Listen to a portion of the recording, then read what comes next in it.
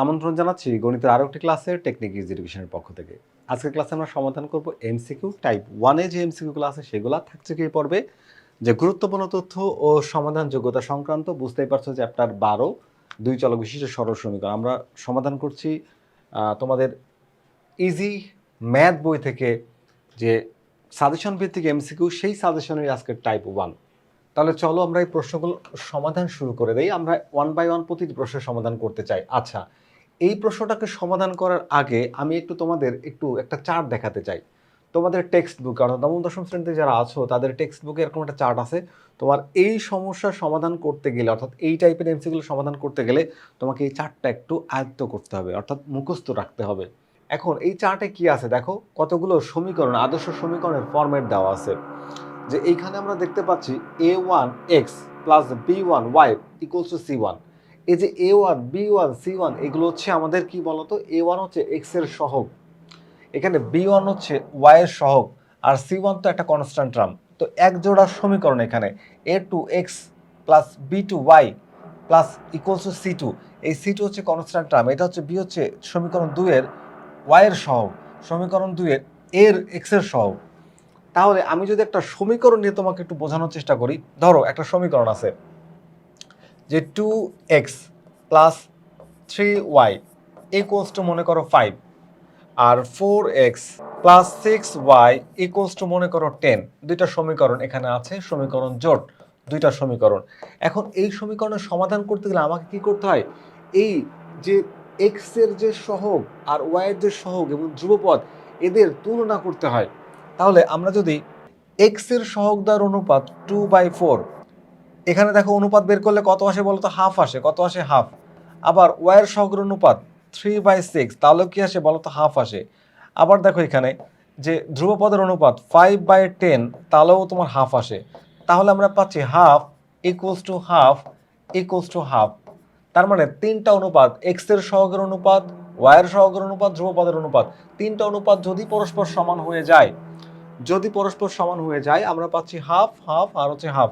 তাহলে দেখো তো এখানে দেখো তিনটা অনুপাত যখন সমান হয়, তিনটা অনুপাত যখন সমান হয় তখন সমীকরণ দুইটি পরস্পর সামঞ্জস্য বা সঙ্গতিপূর্ণ, পরস্পর একে অপরের উপর নির্ভরশীল, এবং এখানে অসংখ্য সমাধান আছে।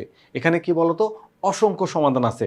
তার মানে আমরা তিনটা যদি পরস্পর সমান পাই তাহলে সামঞ্জস্য, সঙ্গতিপূর্ণ, সামঞ্জস্য বা সঙ্গতিপূর্ণ, এখানে নির্ভরশীল, আর হচ্ছে অসংখ্য সমাধান আছে। এখন যদি আমি এই সমীকরণটাকে একটু চেঞ্জ করে দিই, ধরো যে এই সমীকরণের মানটাকে একটু চেঞ্জ করে দিলাম, এইখানে আমি দিলাম হচ্ছে ধরো 9, তাহলে কি হলো, 9 হলে শেষের অনুপাতটা হয়ে গেল 9/10। কি হলো বলো তো, 9/10। এটাকে আর ভাঙা যাচ্ছে না, তাহলে এটাই থাকবে।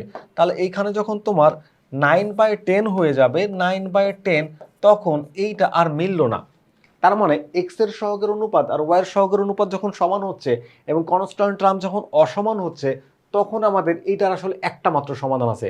দেখো এই যে এক্স এর সহগের অনুপাত, ওয়াই এর এই যে এক্স এর সহগের অনুপাত, ওয়াই এর সহগের অনুপাত, এরা অসামঞ্জস্য, সরি এটার কোনো সমাধান নেই, এটার কোনো সমাধান নেই, এবং এটা পরস্পর অনির্ভরশীল এবং অসঙ্গতিপূর্ণ বা অসামঞ্জস্য, মানে যখন কনস্ট্যান্ট টার্মটা আলাদা হয়ে যাবে।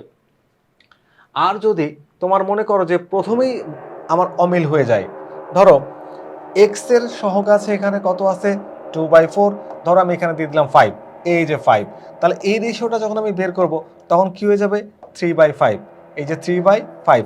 তখন আর কনস্ট্যান্ট টার্মটা আমার বের করারই দরকার নাই, কারণ কি আমরা কি পাচ্ছি বলতো, হাফ পাচ্ছি, এখানে পাচ্ছি হাফ, আরটা পাচ্ছি হচ্ছে 3/5। বলো তো এটা কি সমান না? সমান না। তাহলে প্রথমেই যখন সমান না তখন কনস্ট্যান্ট টার্ম বের না করলেও চলবে। তাহলে এটা সামঞ্জস্য, অনির্ভরশীল, এক্ষেত্রে আমরা একটা মাত্র সমাধান পাবো।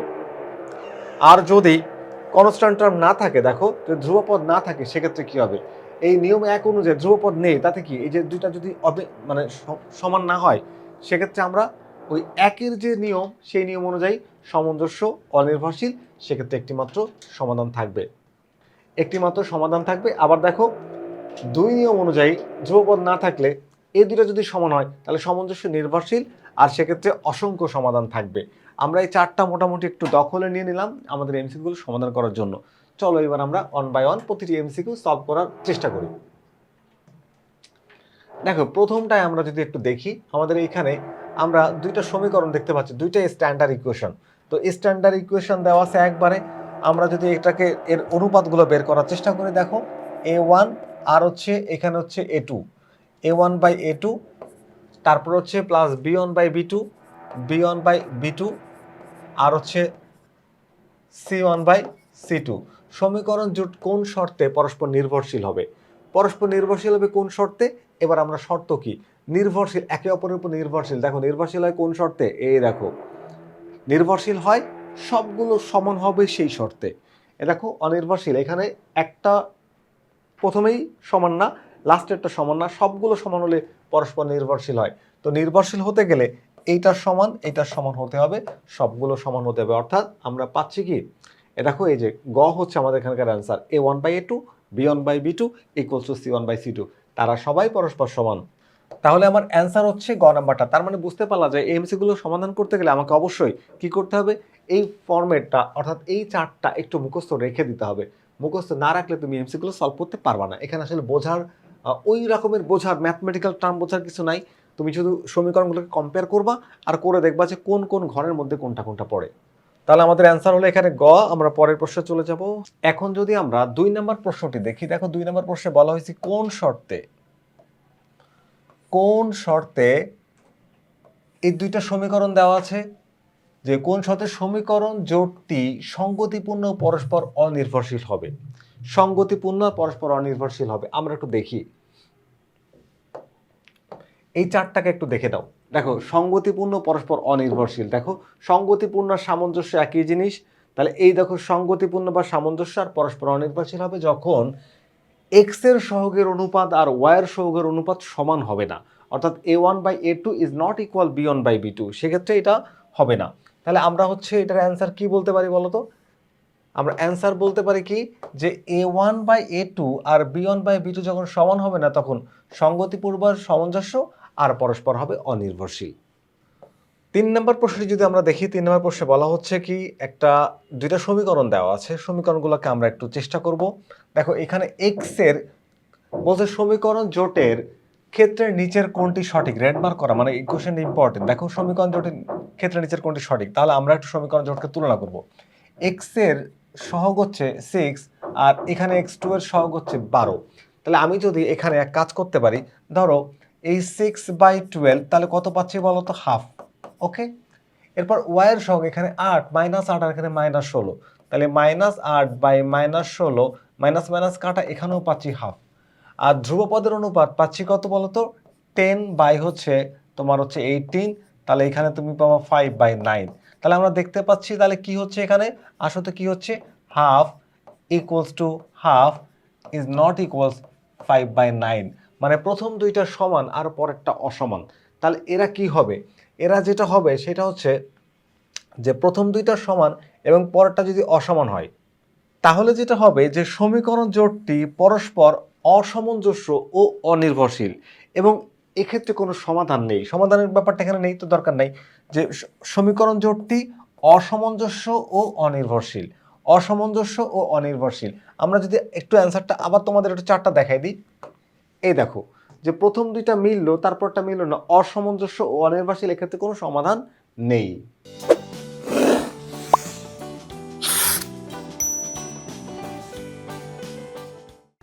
তো আমরা যদি পরের প্রশ্নে চলে যাই, পরের প্রশ্নটি আমাদের একটু সমাধান করে দেখতে হবে যে এখানে কি চাচ্ছে। আচ্ছা চলো তাহলে একটু সমাধান করার চেষ্টা করি। এইখানে দেখো এক্স এর সহগের অনুপাত আর এখানে হচ্ছে এক্স এর সহগের অনুপাত, মানে x1 আর হচ্ছে x2, তার মানে তুমি এখানে a1 আর a2 অনুপাত যদি করো তাহলে 5/2 পাবা। আচ্ছা এবার ওয়াই আছে কি বলতো, ওয়াই এর অনুপাত পাচ্ছ 3/7।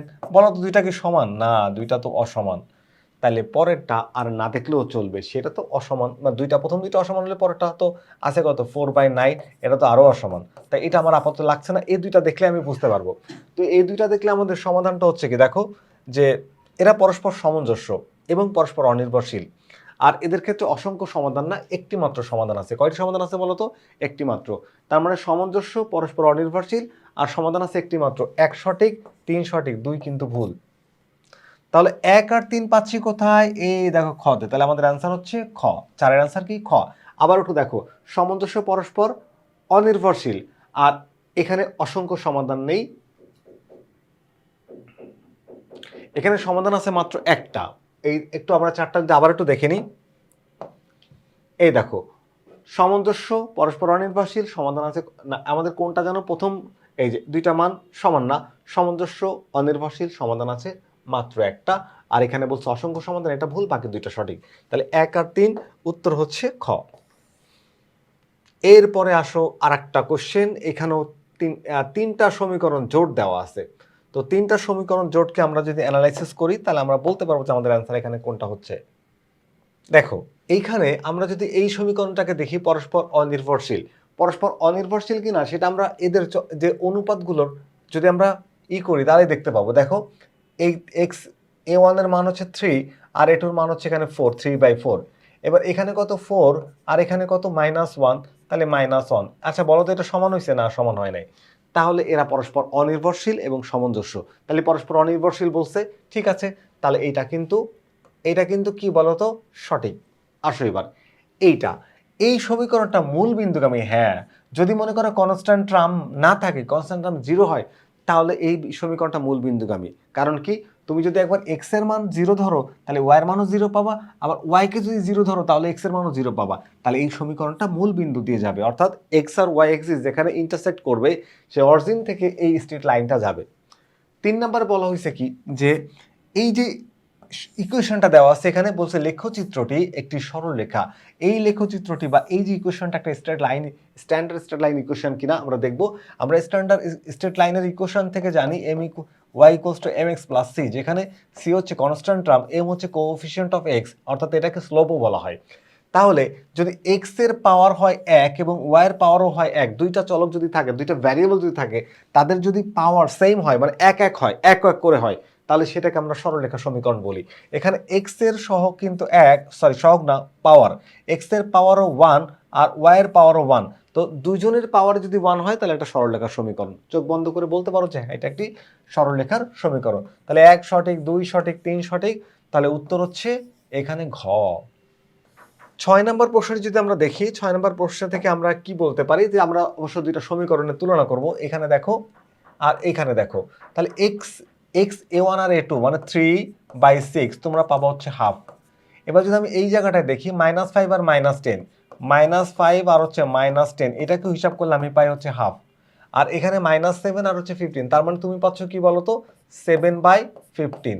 তাহলে কি পাচ্ছি, half equals to half is not equals to 7/15। তাহলে এখানে আমাদের কি আছে, এই ক্ষেত্রে কোনো সমাধান নেই। আমরা জানি যে A1 A2 এর অনুপাত আর B1 B2 এর অনুপাত আর C1 C2 এই দুটো সমান, C1 C2 সমান না, অর্থাৎ কনস্ট্যান্ট টার্মের যে অনুপাত সেটা সমান না। তাহলে এর কোনো সমাধান নেই। তো এখানে বলছে একটি মাত্র সমাধান আছে, তার সমাধান তো নেই, তাহলে এইটা ভুল। আর তাহলে এই দুটো অটোমেটিক্যালি সমান, এটা অসামঞ্জস্য ঠিক আছে, এটা পরস্পর অনির্ভরশীল সেটাও ঠিক আছে, এটা অসঙ্গতিপূর্ণ এবং হচ্ছে তোমার পরস্পরের উপর অনির্ভরশীল। তাহলে আমাদের 1 আর 3 যদি সঠিক হয় উত্তর হবে হচ্ছে খ। উত্তর কি বলতো, খ। এখন আমরা এই কোশ্চেনটি দেখব। এইখানে দেখো, এই যে এখানে আছে -1/2 ডিভাইড হচ্ছে 1, তাহলে -1/2 ডিভাইড 1 করলে আমরা -1/2ই পাবো। কোনো সংখ্যাকে 1 দিয়ে ভাগ করলে তুমি সেটাই পাবা।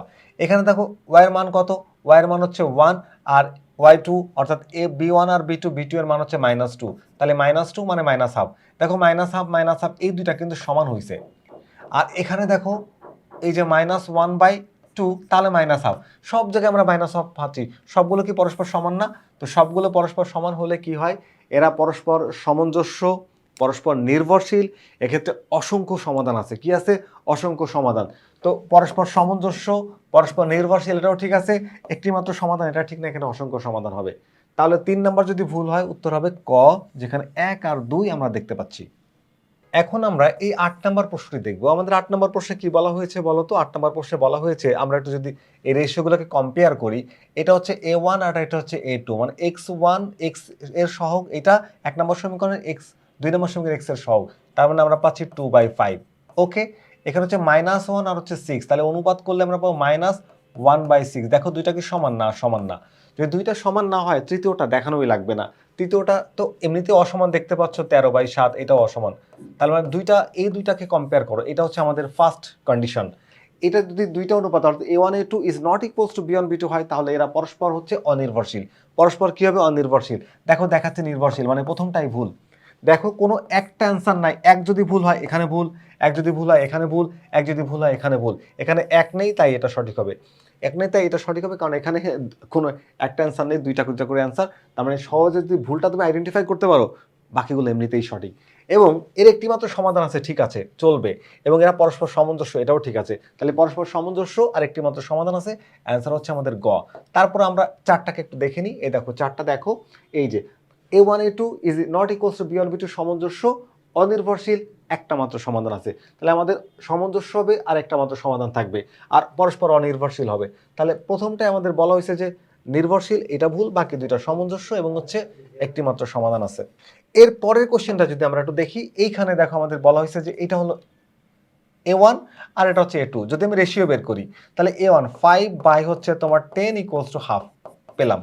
এরপর দেখো 2 আর হচ্ছে 4, y1 এবং y2 এর অনুপাত, তাহলে 2/4 ইকুয়ালস টু পাচ্ছে কি হাফ। এবার দেখো এখানে 7 আর এখানে হচ্ছে 14, তাহলে 7 বাই হচ্ছে 14 রেশিও পাচ্ছে কি হাফ। তাহলে সবগুলো পাইলাম হাফ, এই যে হাফ, এই যে হাফ, এই যে হাফ, তাহলে half equals to half equals to half. সবগুলো রেশিও যদি পরস্পর সমান হয় সেক্ষেত্রে এরা পরস্পর নির্ভরশীল, পরস্পর সামঞ্জস্য বা সঙ্গতিপূর্ণ, এবং এক্ষেত্রে অসংখ্য সমাধান আছে।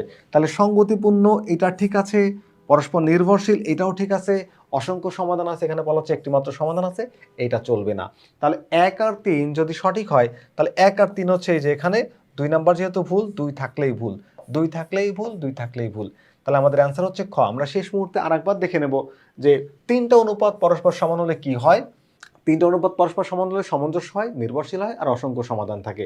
দেখো এই যে আমরা যে প্রশ্নটা সমাধান করলাম, এই সমাধানগুলো করার জন্য আমাদের এই চার্টের সহযোগিতা লেগেছে। এখন পরীক্ষার হলে তো তোমার সাথে এই চারটা থাকবে না, তাহলে কি করতে হবে, তোমাকে চারটা অবশ্যই মুখস্থ রাখতে হবে। এই চারটা এমন কোনো কঠিন টপিক না যে মুখস্থ করা যাচ্ছে না। দেখো তিনটা মাত্র কন্ডিশন, একটা হচ্ছে A1 A2 not equals to B1 B2, মানে তাহলে আর কনস্ট্যান্ট টার্ম বের করার প্রয়োজন হচ্ছে না, সেক্ষেত্রে সামঞ্জস্য, অনির্ভরশীল, আর একটা মাত্র সমাধান আছে। এরপর দেখো দুইটা সমান, 3 নাম্বারটা সমান, অসামঞ্জস্য, অনির্ভরশীল, অনির্ভরশীল, আর এখানে কোনো সমাধানই নাই। আর সবগুলো সমান হলে সামঞ্জস্য, পরস্পর নির্ভরশীল, সামঞ্জস্য বা সঙ্গতিপূর্ণ, একে অপরের উপর নির্ভরশীল, আর এক্ষেত্রে অসংখ্য সমাধান আছে। এই চারটা মুখস্থ করে তোমরা এই যে এমসিকিউগুলা, সবগুলো এমসিকিউ সলভ করতে পারবা এই টাইপের। আর তোমরা জানো পরীক্ষায় প্রতি বছর এখান থেকে একটা বা দুইটা এমসিকিউ আসেই, তোমাদেরও আসবে। তাই এই চারটাকে একটু রপ্ত করে তুমি যদি ম্যাথে ভালো করতে চাও তাহলে এটাকে অবশ্যই তোমাকে প্র্যাকটিস করতে হবে। আজকের ক্লাসটা এখানে শেষ করছি, আশা করি তোমরা এখান থেকে নতুন কিছু শিখলে যেটা তোমাদের পরীক্ষায় কাজে লাগবে। আজকের মতো বিদায় নিচ্ছি এখানে, আল্লাহ হাফেজ।